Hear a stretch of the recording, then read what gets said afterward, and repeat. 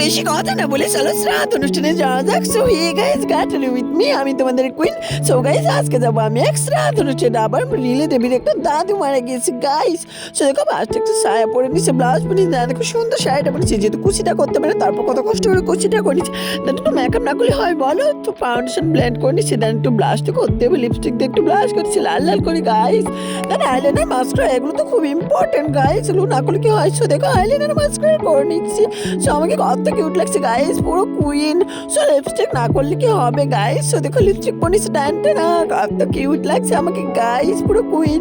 না দেখো জুয়েলারি না পরলে কি হবে? জুয়েলারি পরে নিচ্ছি, কত কিউট লাগছে না আমাকে? কমেন্ট কিন্তু অবশ্যই জানাবে এত সুন্দর আমি গাইস। সো দেখো নাকে একটা নথ পরে নিচ্ছি, তারপর গলাতে তো চেন পরতেই হবে, বড় সোনা চেন পরে নিচ্ছি গাইস।